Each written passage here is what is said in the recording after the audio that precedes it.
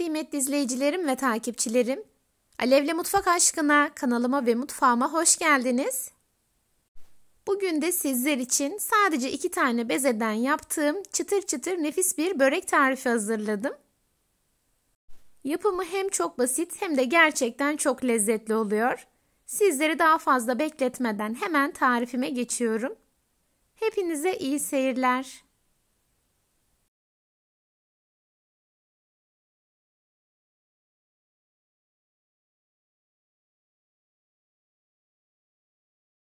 Böreğimin ilk olarak hamurunu hazırlıyorum. Bunun için yoğurma kabına 1 su bardağı ılık sütü alıyorum. Tarifimde kullandığım su bardağı ölçüsü 250 ml. Sonrasında 1 çay kaşığı instant maya ekliyorum. İlk olarak bu iki malzemeyi güzelce karıştırıyorum.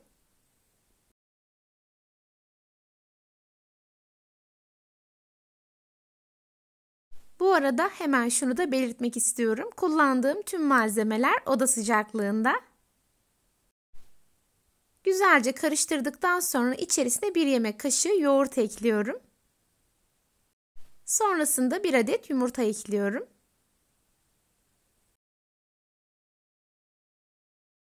2 yemek kaşığı üzüm sirkesi ekliyorum. Alternatif olarak elma sirkesi de kullanabilirsiniz.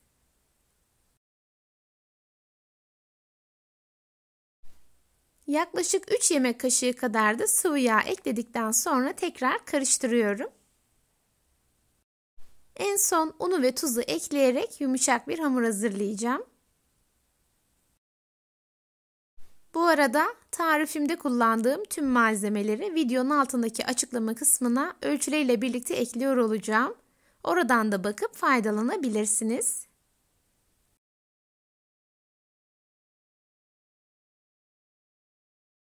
Sıvı malzemeleri güzelce karıştırdıktan sonra yavaş yavaş unumu ekliyorum.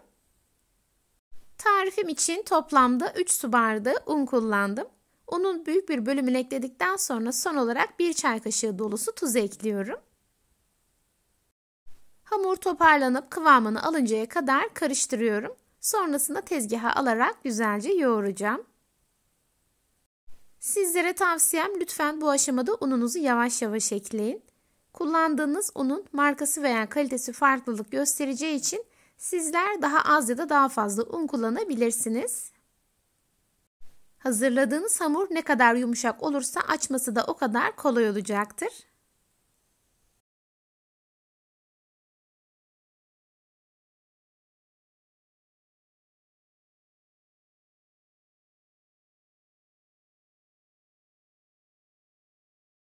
Güzelce karıştırarak istediğim kıvama ulaştım. Şimdi hazırladığım hamuru tezgaha alıyorum. Tezgaha serptiğim ve sonradan eklediğim unla birlikte toplamda 3 su bardağı un kullandım.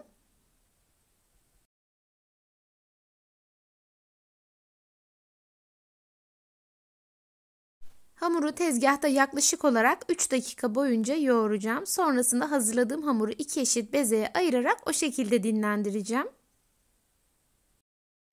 Hamurumuzda çok az maya kullanmamızın nedeni hamuru açarken zorlanmamamız. O yüzden bu börek aslında bir mayalı börek değil.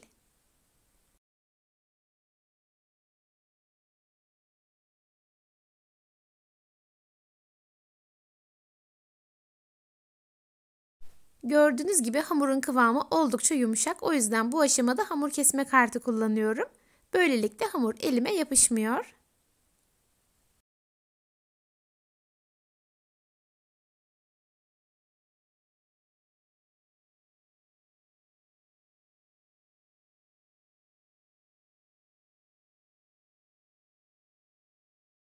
Şöyle sizlere hamurun ne kadar yumuşak ve esnek olduğunu da göstermek istiyorum.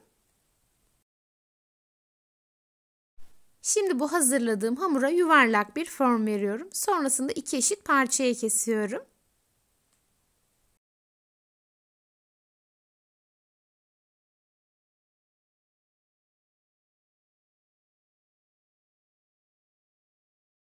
Son olarak kestiğim hamurları yuvarlayarak beze haline getiriyorum.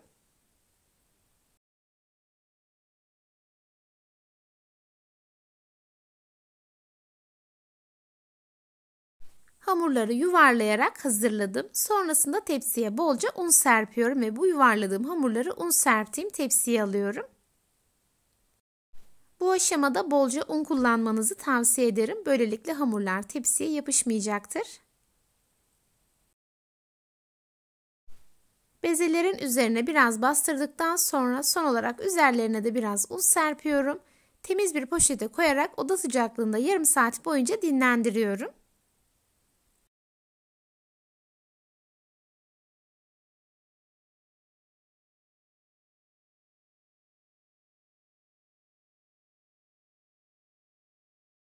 Yarım saatin sonunda bezelerim güzelce dinlendi ve artık açılmak için hazır.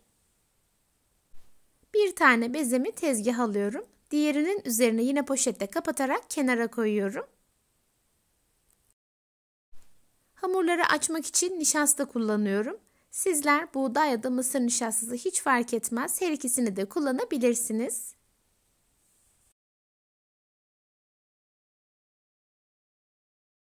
Bezeyi elimle biraz açtıktan sonra oklavayla olabildiğince ince ve büyük olacak şekilde açmaya devam ediyorum. Şayet bu kadar büyük hamur açamam diyorsanız beze miktarını arttırabilirsiniz. Bu arada açarken nişasta kullandığımız için böreğimize ekstra bir çıtırlık katıyoruz. Hamuru açarken ortasından ziyade kenarlarına bastırarak açıyorum. Böylelikle her yeri eşit incelikte oluyor. Hamurun kıvamı o kadar yumuşak ve güzel ki gördüğünüz gibi kolaylıkla açılıyor. Bu arada hamuru açarken çok muntazam olmasına gerek yok. Ufak tefek yırtılmalar olabilir, şekli çok düzgün olmayabilir. Bunlara hiç takılmayın lütfen. Zaten sonrasında aralarına yağ sürerek üst üste koyacağız ve rulo yapacağız. Hamuru yeteri kadar açtım ve şimdi kenar alıyorum. Hemen ikinci bezemi açmaya başlıyorum. İkinci bezemi de aynı şekilde tezgaha alıyorum. Üzerine nişasta koyduktan sonra elimle biraz açıyorum. Sonrasında oklavayla olabildiğince ince açmaya devam ediyorum. Tarifimin tüm detaylarını videomda sizler için paylaşıyorum. Yine de aklınıza takılan bir şey olursa yorumlarınızı mutlaka bekliyorum. Gördüğüm an yorumlarınıza hemen dönüş sağlayacağım.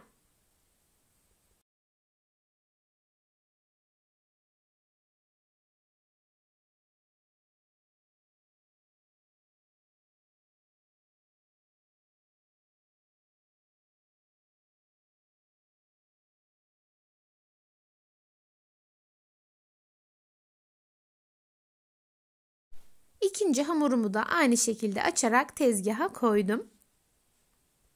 Gördüğünüz gibi hamurum incecik oldu. Üzeri için tereyağı eriterek hazırladım. Erittiğiniz tereyağının soğumuş olması çok önemli. Sıcak ya da ılık kullanmanız halinde böreğinizde hamurlaşma olacaktır. Tarifim için toplamda 150 gram tereyağı kullandım. Hamurun her yerini ince bir tabaka halinde güzelce yağlıyorum. Kuru bir yer kalmamasına özen gösterin ki böreğinizde hamurlaşma olmasın ve tel tel ayrılsın.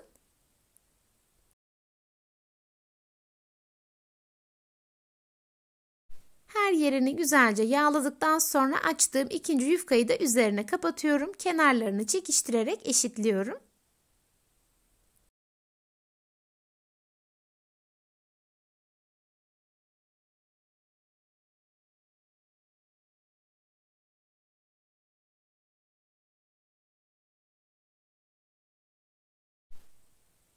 İkinci hamuru üzerine koyduktan sonra gördüğünüz gibi kenarlardan biraz daha çekiştiriyorum ve hamuru inceltmeye devam ediyorum. Burada dikkat etmeniz gereken en önemli detay hamurun hem ince açılması hem de sonrasında olabildiğince inceltilmesi. Böylelikle böreğiniz çok daha lezzetli olacaktır.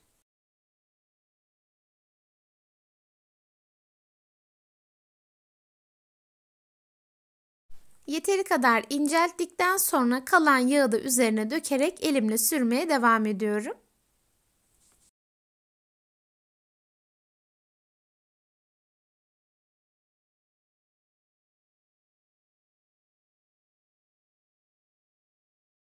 Hamurun her yerini güzelce yağladıktan sonra sıkı bir şekilde rulo yapıyorum. Tabii yine bu esnada hamuru arada bir çekiştirerek inceltiyorum.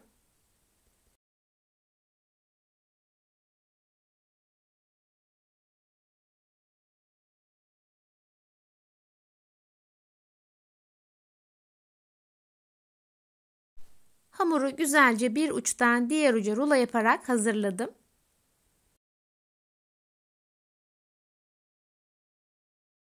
Şimdi bu hazırladığım hamuru 4 eşit parçaya kesiyorum.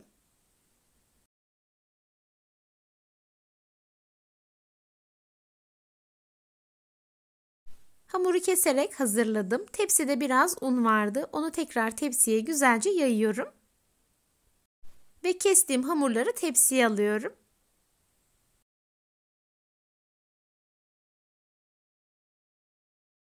Hazırladığım tepsiyi tekrar poşete koyarak buzluğa kaldırıyorum ve yarım saat boyunca dinlendiriyorum.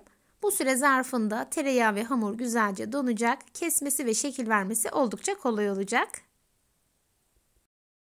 Yarım saatin sonunda hamuru buzluktan çıkartıyorum. Bir diğer taraftan fırınımı 200 derece alt üstü ara açarak ısıtıyorum. Böreğimi hazırladıktan sonra sıcak fırına koyarak pişireceğim. Dilerseniz tüm bu işlemleri bir gece önceden hazırlayabilirsiniz. Hamuru bu şekilde hazırladıktan sonra buzluğa değil de buzdolabına kaldırın ve sabaha kadar o şekilde bekletin. Sabah da kaldığınız yerden işlemlere devam ederek böreğinizi kahvaltınızda sıcak sıcak tüketebilirsiniz. Hamurları tezgaha aldıktan sonra eşit olacak şekilde kesiyorum. Vermiş olduğum ölçüden toplamda 16 tane börek elde ediyoruz.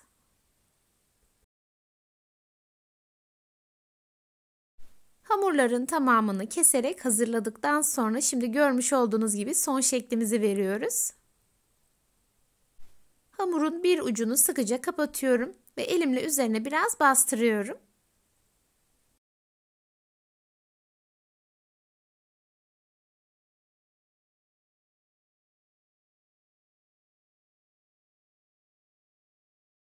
Elimle biraz bastırdıktan sonra merdane ile biraz açarak inceltiyorum.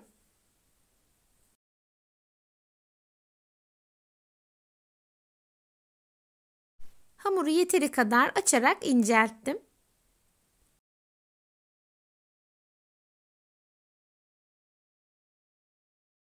Kenarlarını biraz daha incelterek hazırladım. Böreğimin iç harcı için ben peynir kullanıyorum. Sizler dilediğiniz peynir çeşidini kullanabilirsiniz. Ben lor peyniri kullandım. Peynirden bolca koyduktan sonra şimdi görmüş olduğunuz gibi hamurun iki ucunu kapatıyorum. Ortasına kadar hamuru kapattıktan sonra kenar kısmını da gördüğünüz gibi ortada birleştiriyorum. Tıpkı mantı kapatır gibi böreğimizi kapatıyoruz. İyice kapandığından emin olun ki pişme esnasında açılmalar olmasın. Yeteri kadar kapattıktan sonra ters çeviriyorum ve görmüş olduğunuz gibi şekli gerçekten çok güzel oldu. Tüm hamurlar bitene kadar aynı işleme devam ediyorum. İlk olarak hamuru biraz elimle açıyorum. Sonrasında merdane ile biraz daha açarak inceltiyorum. Yeteri kadar açtıktan sonra ortasına peyniri koyuyorum. Sonrasında görmüş olduğunuz gibi böreğime son şeklini veriyorum. Hem hazırlaması kolay hem de şekil vermesi. Üstelik böreğimiz çok lezzetli ve çıtır çıtır oluyor.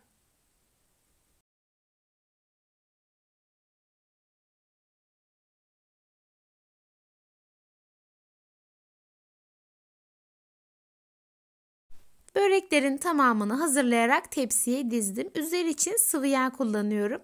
Fırça yardımıyla her yerine gelecek şekilde sürüyorum.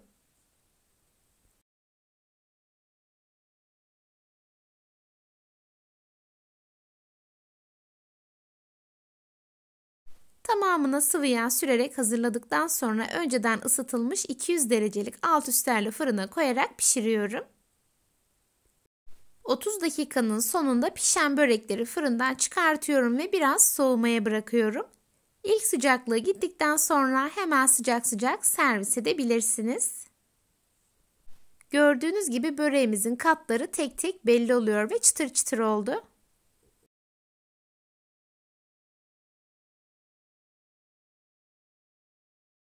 Hemen sizlere böreğimin bir de içini göstermek istiyorum. Tarifim tam ölçü ve garanti bir tariftir. O yüzden hiç tereddütsüz gönül rahatlığıyla tarifimi deneyebilirsiniz. Sizler tarifimin son halini izlerken ben de sizlere veda etmiş olayım. Bugün yine çok güzel bir tarifimin sonuna geldim. Beni izlediğiniz için hepinize çok teşekkür ederim. Videomu beğendiyseniz beğenmeyi, hala kanalıma abone değilseniz bana destek olmak için abone olmayı ve yeni videolarımdan anında haberdar olmak için bildirim zilini açmayı unutmayın lütfen. O değerli ve güzel yorumlarınızı her zaman bekliyorum. Videolarımı görmesini istediğiniz arkadaşlarınızla paylaşabilirsiniz. Tarifimi yapıp deneyecek olan herkese şimdiden afiyet olsun. Bir sonraki tarifimde görüşmek ümidiyle kendinize çok iyi bakın. Hoşça kalın. Allah'a emanet olun.